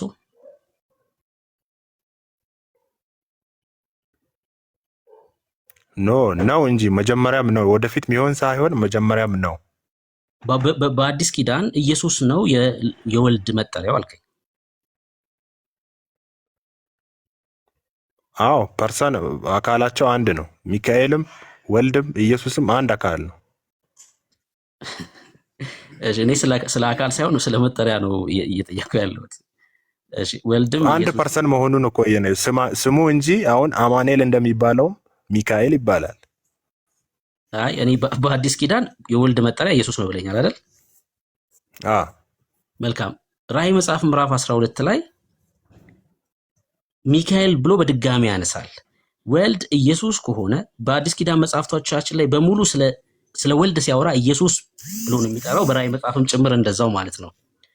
ታዲያ ተቀይሮ ነው ወይ ሚካኤል የሆነው በራእይ መጽሐፍ ምዕራፍ 12? እሺ እዛ ራእይ መጽሐፍ ላይ የተጻፈው በፊት ሰማይ ላይ ስላለው ነገር ነው። አሁን ኢየሱስ ክርስቶስ ስጋ ሳይለብስ በፊት የሆነውን ነገር ነው እዛ ጋር እየተጻፈ ያለው ራእይ ላይ። ራእይ 12 ተፈጽሟል እያልኩኝ ነው። ኖ አይደለም፣ እንደዛ አይደለም ያልኩት እኔ። በፊት ወደ ምድር ሰይጣን ወደ ምድር ሳይጣል የሆነውን ውጊያ ነው እዛ ጋር ዮሐንስ እየገለጠልን ያለው። ስለዚህ በፊትም የሆነ ነው። ሚካኤል ተብሎ አለ፣ በፊቱ ነው አለ። የኔ ጥያቄ ራእይ መጽሐፍ የተፈጸመ ነው እያልከኝ ነው? ምዕራፍ 12 ቆይ ኧረ ብርክዬ፣ አንደኛ እንደሱ ጥሩ። ልክ ኦኬ፣ ጋይድ ልክ ነው። የተፈጸመ ነው ማለት ነው። ጥሩ ጥያቄ፣ ልክ ነው። ተካ አቤት፣ አይሰማም? የተፈጸመ ነው ራእይ መጽሐፍ ምዕራፍ 12 ላይ ያለው ታሪክ። አዎ ሚካኤል እና መላእክቱ ዘንዶን ተዋጉት ይላል። በሰማይ የሆነ ነው እኮ የተፈጸመ ነው። በሰማይማ ኦፍ ኮርስ በሰማይ ነው የሚለው ሰው የተፈጸመ ነው እያለን ነው። ያ ማለት ራእይ መጽሐፍ ላይ ማለት ነው። በሰማይ የሆነ ነው። አይ እኔ በሰማይ የሆነ ነው አይደለም ጥያቄ። የተፈጸመ ነው ስለ አዎ ብለኸኛል። ያ ማለት እዛ ክፍል ላይ ማውራት አለብን ማለት ነው። እሺ ሴቲቱ 1000 ቁጥር 7 ላይ ያለውን ነው እንግዲህ ጠየቁ። ሴቲቱ 1000 ቆይ በ1954 ላድርገው በለመድ ነው። ሴቲቱም 1260 ቀን በዚያ እንዲመግቧት በእግዚአብሔር ተዘጋጅቶላት ወደ ነበረው ስፍራ ወደ በረሃ ሸሸች ይላል። መች ነው ይሄ የተፈጸመው? ተካ ቁጥር 6 ነው ያነበብኩት እዛው ክፍል ላይ። ይሄ የተፈጸመው መች ነው የተፈጸመው? ክርስቶስ ካረገ በኋላ በክርስቲያኖች ስደት የተፈጸመ ነው። 1260 ቀን ሴቲቱ ማለት ክርስቲያኖች ሲሰደዱ ነበር። ሴቲቱ ማለት ቤተ ክርስቲያን 1200 አይርሜ ይቀጥልሽ። ብርክ እኔ ቮሚት ሊያረገኝ ነው። ስራ መስራበት እንጂ ሰዎች ምንድነው? እንደናንተ እስራኤል አይደለችም ቤተክርስቲያን ብለን ነው የምንረዳው። ቤተክርስቲያን ናት። እንድንጠላው ሊያደርገን ይሄ ሰውዬ የጌታን ቃል እንድንጠላው እንደያዛችሁ ጀምሩ። እራሳችሁ ሁለታችሁ አውሩ። ብርኬ ቆስቁሳችሁ ነካክታችሁ ጀምራችኋል። አስጨርሰው ምዕራፍ 12ን ብርኬ። እሺ በጣም ጥሩ። አሁን ቤተክርስቲያን ናት አለን አይደለ ወንድማችን? ቤተ ክርስቲያን የሚል ንግግር ሲናገር ከፍ ብዬ የማንበብ ግዴታ ውስጥ ገባሁኝ። እርሷም ጸንሳ ነበር። ቤተ ክርስቲያን አይደል ተካ? ቁጥር 2 ነው ያነበብኩት።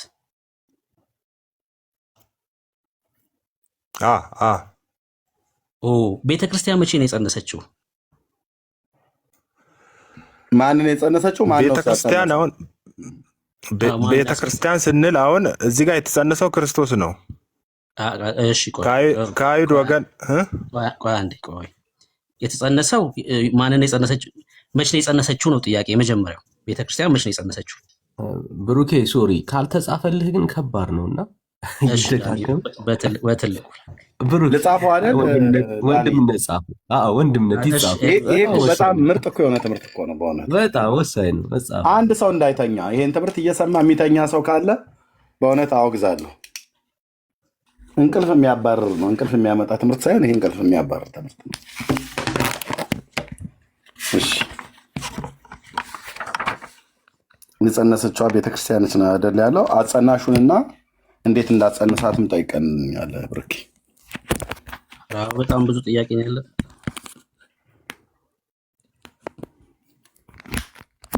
ኦኬ ትልቁ ላይ ልሆን ልገደር ነው። ኦኬ ወይ ቤተክርስቲያን ጸንሳ። እሺ የጸነሰችው ራዕይ 12 ነው። ልብ በሉ ራዕይ 12 ነው የሚባለው የተብራራ ያለው የጸነሰችው ሴት ወንድማችን ቤተ ክርስቲያን ናት ብሎ ነው። እሺ ብርኬ ጥያቄን ቀጠል ነው ይጽፋለሁ የምታወሩት መቼ ጸነሰች?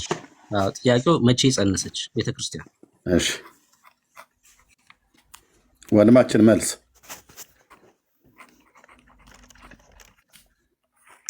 ዘመን ነው የምትነግረኝ። አልሰማም። ትሰማለህ? መቼ ነው የጸነሰችው? ክርስቶስን አሁን ከአይሁድ ወገን ክርስቶስ ተወለደ። እኔ ጥያቄ ዘመን ነው። እሺ ተካይ ማንን ነው ከማን ነው ሳይሆን ዘመን ነው። መቼ ነው የጸነሰችው? ዘመን ነው የምትነግረኝ። ጊዜ ነው የምትነግረኝ። ክርስቶስ የተወለደበትን ዘመን መቼ ነው ቤተክርስቲያን የጸነሰችው?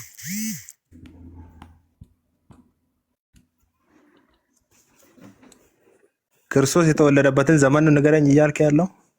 እኔ ቤተክርስቲያን ጸነሰች ስላልከኝ መቼ ነው የጸነሰችው ቤተክርስቲያን? ጊዜ ነው የምትነግረኝ ማለት ነው። ቤተክርስቲያን ማለት እኮ እኛው ራሳችን ነን እኮ። እኔ መቼ ጸነሰች ነው፣ ችግር የለውም። ትርጓሜው አያጣላኝም፣ ችግር የለውም። መቼ ጸነሰች ቤተክርስቲያን? እኛው ራሳችን ስለሆነ ቤተክርስቲያን እኛ እንደሆን ታዲያ የጸነስነው ብሩክዬ ክርስቶስን እሱ እንደሚለው እንደዛ አይደለም። ከእስራኤል ወገን ከአይሁድ ወገን መልስለት። እሺ ገብቶሃል ማለት ነው። ከገባ መልስለት። መቼ ማለት ጊዜን እንጂ ጸናሹን ተናገር አይደለም። የተጸነሰበትን ዘመን፣ ወራት፣ ቀን ተናገር ነው። ቴንክ ዩ። ድንቅ ትምህርት ነው። ማንም ሰው እንዳይተኛ። እሺ ጊዜውን ዓመተ ምሕረቱን ነው። እሺ ዓመተ ምሕረት በ00 ግልጽ አድርጎ ነው የጸነሰችው። በ00 ነው የጸነሰችው ወይ ደግሞ በአራተኛው ኤዲ ነው የጸነሰችው ወይ ደግሞ በአራተኛው ቢሲ ነው የጸነሰችው፣ በሁለተኛው ቢሲ ነው የጸነሰችው፣ በሁለተኛው ኤዲ ነው የጸነሰችው። መቼ ነው የጸነሰችው ቤተክርስቲያን? ክርስቶስ የተወለደበት መች ነው? ግልጽ አታደርጉልኝም? ያን አንተ ንገረኛ። መቼ ነው የጸነሰችው? እሺ ኦኬ ክርስቶስ የተወለደበት ጊዜ። እሺ ክርስቶስ የተወለደበት ጊዜ አይደለ? እሺ ኤርሜ 65ኛው ሱባኤ አካባቢ በለው። 65ኛው ሱባኤ አላለም። ኦኬ እና ታዲያ መጽሐፍ ነው ያለበት። ምን እንደምታያራ ታዲያ ያለው 65ኛው ሱባኤ የለም ልትል ነው? ኦኬ አለ እኮ ሱባኤ 65ኛውን ሱባኤ ጻፈውና ነገር ግን ማለት 65ኛው ሱባኤ ላይ ቤተክርስቲያን ክርስቶስን ጸነሰች እያልከን ነው ወይስ መቼ ነው የተጸነሰው ክርስቶስ እያልከን ነው አባቴ? አይ ቆይ ቢናዬ አሁን ክርስቶስ ጴጥሮስን ምን ብሎታል? በዚህች ዓለት ላይ ቤተክርስቲያንን እሰራለሁ ብሎታል። ቆይ ቤተክርስቲያን በልብና አሁን የሆነ አንድ አዳራሽ አድርገን አንሳ ነው ቤተክርስቲያን እኛ አይ ራሳችን እኛ ስለ አዳራሽ አናወራም። እሺ እኛ ክርስቲያኖች ነን። በቃ ችግር የለውም። በቃ ጌታ 65ኛው ሱባኤ የተጸነሰው 65ኛው ሱባኤ ላይ ነው። አዎ እሱን ደምደም ይዤልሃለሁ። አስረዳ 65ኛ ሱባኤ ላይ ነው አላልኩም። እዛ አካባቢ ላይ ነው ያልኩት። 65ኛ አካባቢ ሱባኤ በቃ አካባቢ ሊሆን አካባቢ ላይ ይችላል። ወይ ወደ አለ ወደ የተወለደው ፊት የተወለደበት ችግር የለውም። አካባቢ ተቀብለናል። ተቀብለናል። አታስብ፣ ችግር የለውም። ቁጥሩ ትክክል እንኳን ባይወጣ ችግር የለውም። እሺ 65ኛው ሱባኤ አይደለ አካባቢ ቤተክርስቲያን ኢየሱስን የጸነሰችው። እሺ ቤተክርስቲያን ራሷ የተወለደችው መቼ ነው? እንግዲህ ለመጸነስ መወለድ ያስፈልጋል። ቤተክርስቲያን የተወለደችው መቼ ነው?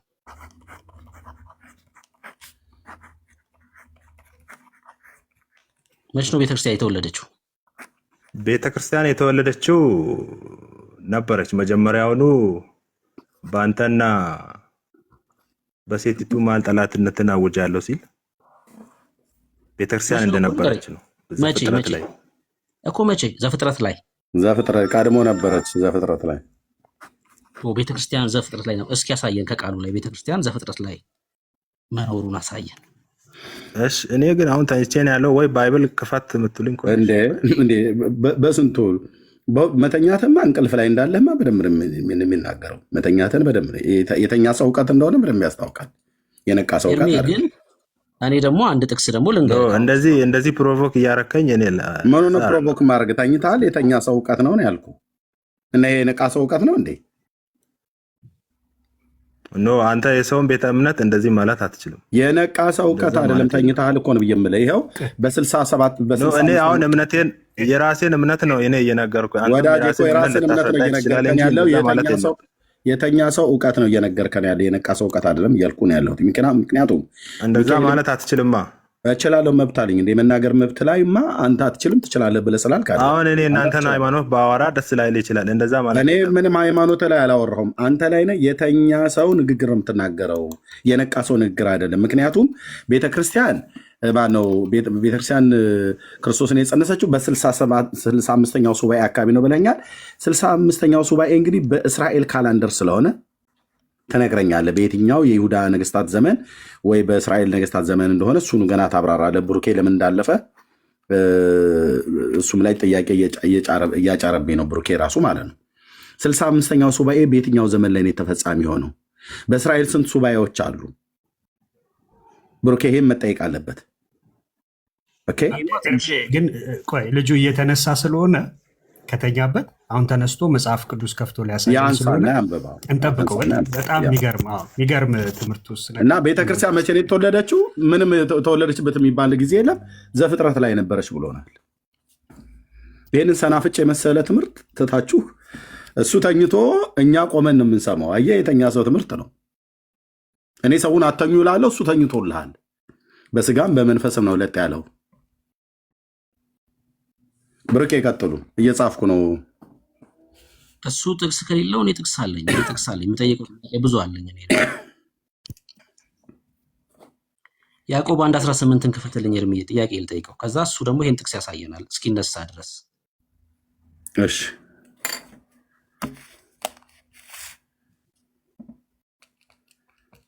በምን ቀን ይሄን ቤት የከፈትኩት? መምህር ነው። ቸርነት እውነት ነው። የመምህር ነው። ይሄ ሰውዬ መምህር ነው። ይህ እየተንቀሸቀሽኩ ጠዋት ጠዋት የምከፍተው ነገር በጣም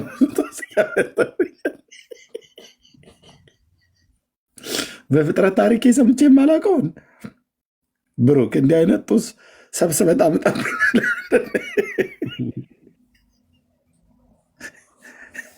እኔ ለአንድ ሰው ፓስዋርዱ ልስጥና ሜዳ ላይ ሄጄ ልሩጥ። ይህን ከምሰማ ወንድሜ ይቅርብኝ።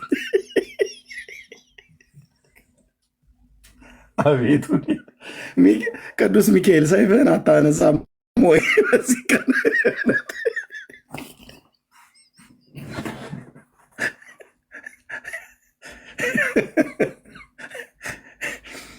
ቁጭ ብሎ እሱ አልጋ ላይ ተኝቶ የጌታን መልአክ የለም።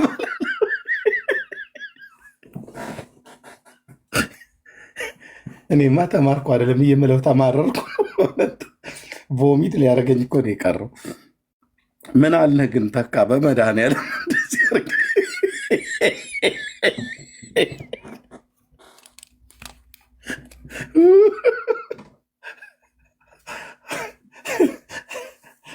እና ተመልሰህ ግባ። ኧረ በመድኃኒዓለም ተይዘሙ እንዴ! ይቅርብኝ ይቅርብኝ። ማርም ሲበዛ ይመራል ይላል እኮ።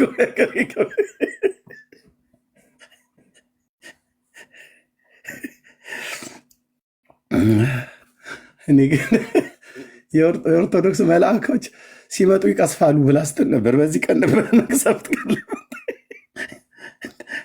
ቅዱስ ሚካኤል የለም አላለኝም? ሚካኤል የሚባል መልአክ የለም?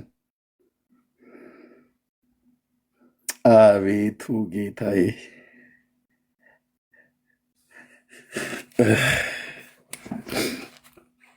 ያዕቆብን ብጠቅስለት ይህም ያዕቆብ የሚባል የለም፣ ያዕቆብ ጨዋታ ነው ብሎ የሚል ብሩኬ። ሰውየው የዋዛ አይደለም።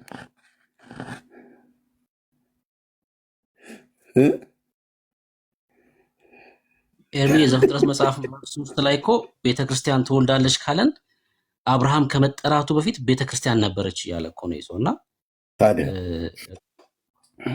የሌለ ማለት አንዳንዴ እንስታለን። በዚህ ልክ ግን ይሄ አዲስ ትምህርት ነው፣ በጣም አዲስ ትምህርት ነው። አዲስ ትምህርት ነው። ቀጥል ይሄው ነገር ግን በዚህ ሀሳብ ላይ ማንሳት አለብን። አይ እኔ ምንም ነገር አለን ብሩኬ፣ እኔ ምንም ነገር አለ ማለት ሆድ ብሶኛል። ያለውን መልአክ የለም። ቤተክርስቲያን በሌለችበት ዘመን አለች። ራስ እዛው እንደጀመራችሁት ይህንን ህዝብ አበሳጭታችሁታል፣ አማራችሁታል የምትለውን ብለህ ወይ ወደሚቀጥለው እንሄድ ይሻላል። ራስ በል ብሩኬ፣ እኔ ሚት አደርጋለሁ። እዚሁ ክፍል ላይ ብቻ የሆነ ነገር ብቻ ልበል። አሁን ለምሳሌ ራዕይ መጽሐፍ ምዕራፍ 12 በሶስት ትርጓሜዎች አሉት። ለምሳሌ በኢትዮጵያ ኦርቶዶክስ ለማርያም ተሰጥቶ ይተረጎማል፣ ደግሞም ለቤተ ክርስቲያን፣ ደግሞም ለእስራኤል ተሰጥቶም ደግሞ ይተረጎማል። እንግዲህ ሶስቱንም ትርጓሜ ሲነሳ ክፍሉ ለየትኛው ትርጓሜ ነው ተስማሚ የሚሆነው የሚለውን ነገር ማየት መቻል አለብን። የቀደሙት መጽሐፍት ምን ተናገሩ? ለሚነሱ ጥያቄዎች ውስጥ የትኛው ትርጉም ነው መልስ የሚመልሰው የሚለው መታየት መቻል አለበት። እንግዲህ ከቤተ ክርስቲያን ጋር ተያይዞ ሲተረጎም እዚህ ክፍል ላይ ከባድ የሚሆነው ቁጥር 2ን መተርጎም ነው። ምክንያቱም እርሷም ጸንሳ ነበር ይላል። ሰው ቤተክርስቲያን ጸንሳ ነበር የሚል ትርጓሜ ይይዛል። ከዛ ምጥም ተይዛ ልትወልድ ተጨንቃ ጮኸች ይላል። ማንን የወለደችው? ቤተክርስቲያን። ቤተክርስቲያን አሁን ኤርሚሻ እንደከፈተልን በያዕቆብ መጽሐፍ ምዕራፍ 1 ቁጥር 18 ላይ በእውነት ቃል አስቦ ወለደን ይላል እንጂ ቤተክርስቲያን ጌታን ወለደች ተብሎ አልተነገረም። ራሷ ቤተክርስቲያን የተወለደች ናት። በእውነት ቃል ታስቦ እንደወለደን በእውነት ቃል አስቦ እንደወለደን ይናገራል መጽሐፍ በያዕቆብ መጽሐፍ ምዕራፍ 1 ቁጥር 18 ላይ። ቤተክርስቲያን ለሚለው ትርጓሜ በጣም አስቸጋሪ የሆነ ክፍል ነው ማለት ነው። በዛ ላይ በሰማይ ፀሐይን ተጎናጽፏ ጨረቃን ከእግሮቿ በታች ያላት በራሷም ላይ የ12 ከዋክብት አክሊል የሆነላት አንዲት ሴት ነበረች ይላል። እነዚህ ጨረቃ፣ ፀሐይ፣ ከዋክብት የተባሉት እነማን ናቸው? ይህን መመለስ ያስፈልጋል። ለማርያምም ደግሞ ይህን ክፍል ወስደን ስንተረጉመው አስቸጋሪ የሚያደርገው ቁጥር 5 ላይ ያለውን ሐሳብ መፍታት ነው። ቁጥር 5 እና ቁጥር 6 አሕዛብ ለማርያም ሲሆን ይሄ ክፍል ማለት ነው። አሕዛብንም ሁሉ በብረት በትር ይገዛቸው ዘንድ ያለውን ልጅ ወንድ ልጅ ወለደች፣ ልጇም ወደ እግዚአብሔር ወደ ዙፋኑ ተነጠቀ ይላል። ልጇ ተነጠቀ ይላል። ማርያም ናት። እሺ፣ ከዛ አስቀጥሎ ደግሞ ኢየሱስ አይደለ? ልጇ ተነጥቋል። ማርያም ከዛ ቁጥር 6 ላይ ሴቲቱም 1260 ቀን በዚያ እንዲመግቧት በእግዚአብሔር ተዘጋጅቶላት ወደ ነበረው ስፍራ ወደ በረሃ ሸሸች ይላል። ወደ ግብጽ ሸሸች የሚል ትርጉም ይሰጣል እዚህ ክፍል ላይ። ታዲያ ማርያም ወደ ግብጽ ስትሸሽ እኮ ልጇ ተነጥቆ ሳይሆን ልጇን ይዛ ነው። በሆሴዕ መጽሐፍ ምዕራፍ 11 ቁጥር 1 ላይ ልጄን ከግብጽ ጠራሁት የሚለው ትንቢት ይፈጸም ዘንድ ይህ ሆኗል ይላል። በማቴዎስ ወንጌል መጽሐፍ ምዕራፍ 2 ላይ ይዛው ነው እንጂ ልጇን የተሰደደችው ልጇ ተነጥቆ ማርያም ለብቻዋ አይደለም የተሰደደችው። ለዚህም ትርጓሜ አይሆንም ማለት ነው። ነገር ግን ከእስራኤል ጋር ተያይዞ ሲነሳ በዘፍጥረት መጽሐፍ ምዕራፍ 11 ላይ በዘፍጥረት መጽሐፍ ምዕራፍ 37 ላይ ስለዚህ ነገር በደንብ በግልጽ ከዮሴፍ ህልም ጋር ተያይዞ የሚናገር ሐሳብ አለው። ተካ ስለተመለሰ ኤርሚ እንግዲህ ላስቸግር ነው በድጋሚ ኔትወርክ እያስቸገረኝ ነው። አዎ ተረድተናል፣ ችግር የለውም።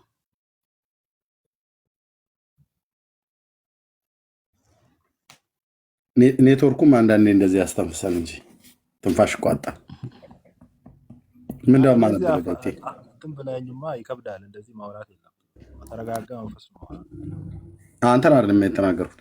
ምንድነው ብርኬ የማንበለ እሺ ዘፍጥረት ያዕቆብ 1:18 አንብብልን። ያው ለፍጥረቱ የበኩራት አይነት እንድንሆን በእውነት ቃል አስቦ ወለደን። እሺ ተካ ይሄ ውልደት መቼ የሆነ ነው? ቅድም ዘፍጥረት መጽሐፍ ምዕራፍ 3 ላይ ቤተክርስቲያን ትወልዳለች ብለናል። ጥቅስ ስልክ ቆይ ልነሳ ስላልክ እስከዛ እስክትነሳ ያዕቆብ ለፍጥረቱ የበኩራት አይነት እንድንሆን በእውነት ቃል አስቦ ወለደን ይላል። ይሄ ውልደት መቼ የሆነ ነው? ያዕቆብ ስንት ነው? ምዕራፍ 1 ቁጥር 18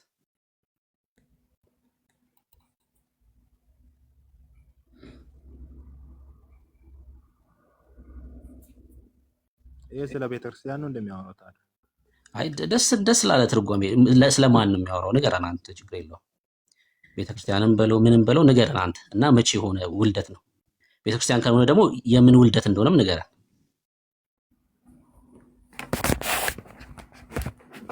በክርስቶስ አዲስ ፍጥረት ስለሆነው ነው እያወራ ያለው እኮ። በክርስቶስ አዲስ ፍጥረት የሆኑት በእውነት ቃል ታስበው የወለዱት እነማን ናቸው? የተጠሩት እኮ ምንድናቸው እነሱ? አልገባኝም፣ ግልጽ አድርግልኝ። እነዚህ የተወለዱት በእውነት ቃል ታስበው የተወለዱት ምንድናቸው? ክርስቲያኖች ናቸው ወይስ አይደሉም ነው ጥያቄ። ክርስቲያኖች ናቸው። መልካም። ከዚህ ውልደት በፊት ክርስቲያኖች ነበሩ? ነበሩ። ከመጽሐፍ ቅዱስ አሳየን። ከዚህ ውልደት በፊት ክርስቲያኖች መኖራቸውን። አሁን እግዚአብሔር አብርሃምን ከመረጠው ሰዓት ጀምሮ ክርስቲያኖች ነበሩ። አሳየን ከእግዚአብሔር ቃል ላይ። እሺ ከእግዚአብሔር ቃል ላይ አሳየን። እሺ አብርሃምን ከጣዖት ከሚያመልኩት ሀገር ተነስና ወደማሳይ ምድር ያለው ሰዓት እኮ ጥቅስ ንገረንና እዚህ ክፍል ላይ ብለህ ክርስቲያኖች እንደነበሩ አሁን የዘፍጥረት መጽሐፍ ምዕራፍ ስንት ጋር ሄደን እንድንከፍትልን ነው የምፈልገው። ቦታውን አላወቅኩትም። ስለ አብርሃም ዘፍጥረት ላይ ምዕራፍ 12 ምዕራፍ 11 ምን ጋር እንክፈትልን?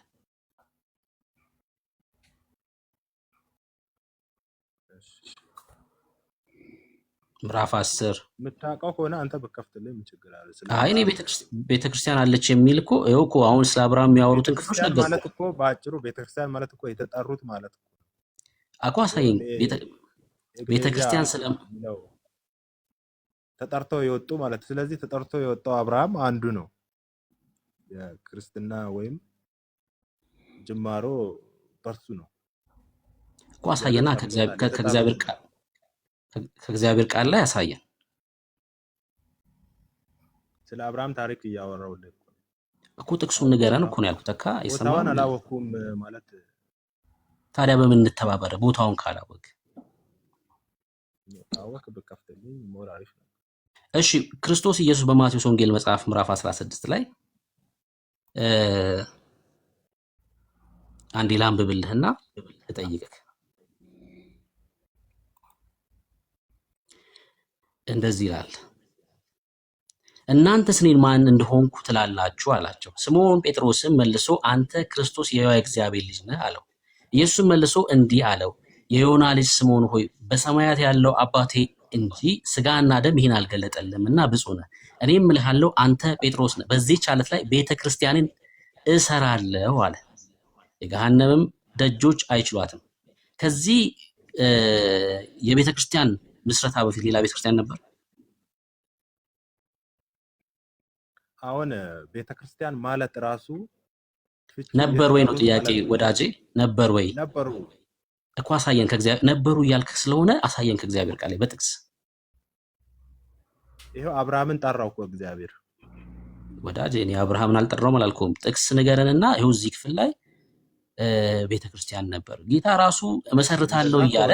እንደዛ ከሆነ አሁን እኔ ሬዲ አይደለሁም በዚህ ላይ ለማውራት።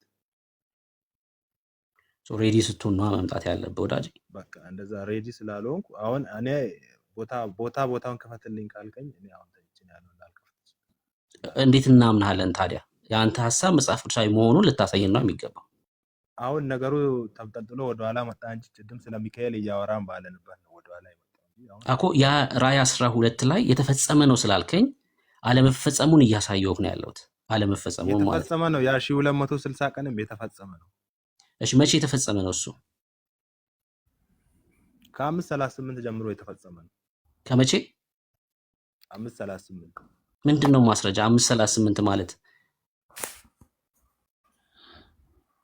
ምንድነው ማስረጃ? ከ538 ጀምሮ መፈጸሙ ሰፊ ክፍል ነው። አሁን ይሄ ክፍል አይ ማስረጃ ምንድነው? ከ538 ጀምሮ ይሄ ክፍል ስለመፈጸሙ የክርስቲያን ስደት ነው። የክርስቲያን ስደት ክርስቶስ ሰባው ሱባኤ ሲፈጸም ስለኔ አታልቅሱ፣ ስለ ራሳቸው አልቅሱ እያለ ክርስቶስ መቼ ነው ሰባው ሱባኤ የተፈጸመው? ተካ ክርስቶስ መቼ ነው የተፈጸመው? ሰባው ሱባኤ የተፈጸመው? ክርስቶስ ሲሰቀል ሰባው ሱባኤ እሺ ኤርሜ ላስቸግር። በቃ አሁን አልፋታውም። ይመን ማቴዎስ 24ን ክፈትልን። በቃ እውነት አሁን በቀላሉማ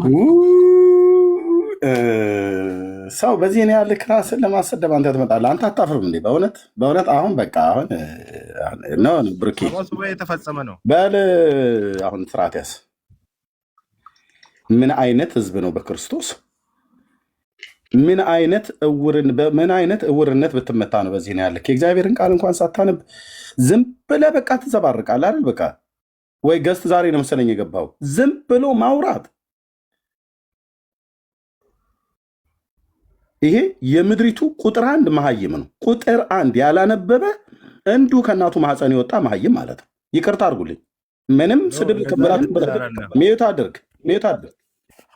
ከዚህ በኋላ ማይክ እንዳከፍት እሺ። እኔ ስፈቅድልህ የምከፍተው በአምላካችን ቃል ላይ ነው የምትቀልደው። እሺ። የኢትዮጵያ ቁጥር 1 መሀይም ማለት ይሄ ሰው ነው። ግለጥ ይለዋል፣ ተኝቻለሁ ይላል። ልክ ነው። መተኛቱ በነፍስም በስጋ ምን ይተኛው። የሚያወራውን ሚካኤል የለም ይላል። ቤተክርስቲያን በሌለችበት ዘመን ዘፍጥረት መጽሐፍ ላይ ያለች ይላል። ቤተክርስቲያን ተናገር ተብሎ ሲባል አብርሃምን ጠርቶ ተወጣ ይላል። የራእይ መጽሐፍ የተፈጸመ መጽሐፍት ነው ይላል።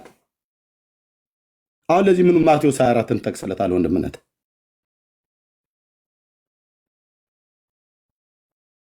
ምናልባት እኛ ማናውቀው እሱ የሚያውቀው ካለ እንዲያሳየን ስለምፈልግ ነው። እዛ ኧረ በፍጹም አያውቀው። ማቴዎስ 24 ራሱ ክፍሉንም ራሱ አላነበበው እንኳን ትርጓሜ ግን ካልከኝ ከፍታለሁ። በዚህን ያህል እውርነት መመታት በጣም ጥሩ አይደለም። መጽሐፍ ቅዱስ ቁጭ ብላችሁ አንብቡ። መጽሐፍ ቅዱስ ቁጭ ብላችሁ አንብቡ። እሺ። የአምላክ ቃል ላይ እንደዚህ ዝም ብለህ የእንቅልፍ ማሳለፊያ አይደለም፣ ነውረኝነት ካልሆነ በስተቀር ማለት ነው። አሁን አልታገሰህም። ይሄ የኔም ያንተም ዝም ብሎ ቅርሻታችን የምናቀርሽበት ልጋጋችን የምንጠርግበት ቃል አይደለም። ይሄ ክቡር የሆነ የእግዚአብሔር ቃል ነው። የሰውን ሕይወት ዴስቲኒ የሚለውጥ ባለቤት ያለው ባለቤቱም እግዚአብሔር የሆነ ለሕዝቡ ስንናገር በአግባቡ ልናደርስ የሚገባ የእግዚአብሔር ቃል ነው። ኦኬ። እንዲህ አይነት ነውረኝነት ሁለተኛ እንዳይለመድ እሺ። በእግዚአብሔር ቃል ላይ እኔም እንደዚህ ከነወርኩኝ እንዳይለመደኝ፣ ብርኬም እንደዚሁ ካደረገ ማለት ነው። በጣም ነውረኝነት ነው። እናትህ መንደር ላይ ቡና ጠጡ ብላ እንደላከችው ወሬ ዝም ብለህ ሄደህ የምታወራው አይደለም። በደንብ ልታጠናው የሚገባ ታገስነህ። እስካሁን በደንብ ልታጠናው የሚገባ በደንብ ስለምትናገረው ነገር እርግጡን ልታውቅ ይገባል።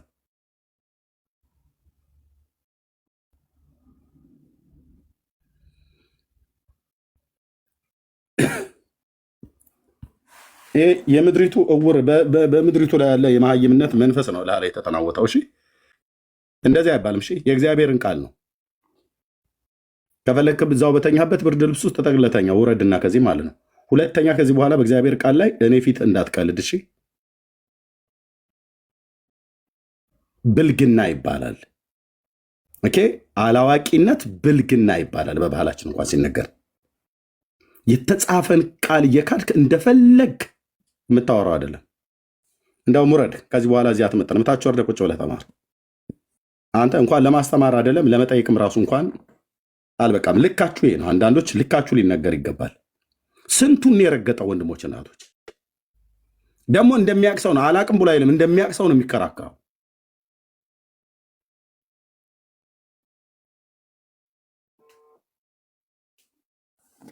እንዴ ምን አደረጋችሁ? የእግዚአብሔር ቃል ይሄንን አለ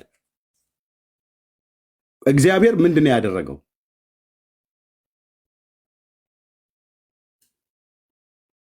የጌታ ጥፋቱ ምንድን ነው? ይሄንን ያህል እንደዚህ የተናገረውን ቃል በባሪያዎቹ በነቢያት በሐዋርያት የተነገረን ቃል እንደዚህ ቀድሞ ወንድሜ ሰሙ ጠየቀው፣ አንዱንም አይመልስም። ብሩኬ እስካሁን ያዘው አንዱንም በረባ መረጃ አይመልስም። ተኝተሃል፣ አንተ የምትተኛ ንቃ ተብሏል። ክርስቶስም ያበራልሃል ተብሎ ስለተጻፈ ከተኛበት ንቃ። ክርስቶስ ደግሞ የሚያበራልህ በክብሩ ወንጌል ብርሃን ነው። ያ ደግሞ በልብ ባለ ጨለማ ላይ ብርሃን ይብራ ብሎ ሲል ነው። ያም ደግሞ የሚሆንልህ የእግዚአብሔርን ቃል ወይ ቁጭ ብለህ በአግባብ ስታነብ ነው፣ ወይ ያነበቡ ሰዎች ሲያስተምሩ ስትሰማና በቅን ልብ ስትቀበል ነው። አዎ በስጋ ብቻ አይደለም የተኛው፣ በመንፈስ ለሽ ያለ እንቅልፍ ላይ ሆነህ በጨለማ ውስጥ ስለተኛህ የጨለማ ሀሳብ ነው የምትነግረን በሙሉ። ኢየሱስን የጸነሰችው ቤተክርስቲያን ይቻልከን። ቤተክርስቲያን የነበረችው መቼ ነው የተሰሩት? በ65ኛው ሱባኤ ነው የጸነሰችው አልክ። 65ኛው ሱባኤ ወንድሞችና እህቶች ቢገባችሁ ክርስቶስ ሳይወለድ በፊት የነበረው ሱባኤ ነው። እሱ በ69ኛው ሱባኤ ላይ ነው የሞተው ጌታ ማለት ነው። በ62 7 ማለት ሱባኤው 69ኛው ሱባኤ ማለት ነው። 70ኛው ሱባኤ ተፈጽሟል አለ። ገና እኮ አልተነካም። 70ኛው ሱባኤ አንድ አልገባንበትም ገና። ቤተክርስቲያን መቼ ነው የተወለደችው ብለህ ስትለው ዘፍጥረት ላይ ቀድሞም ነበረች። ቅዱስ ሚካኤል የመላእክት አለቃ ይባል ኖ ሚካኤል የሚባል መልአክ የለም በመጽሐፍ ቅዱስ ውስጥ አይናገርም።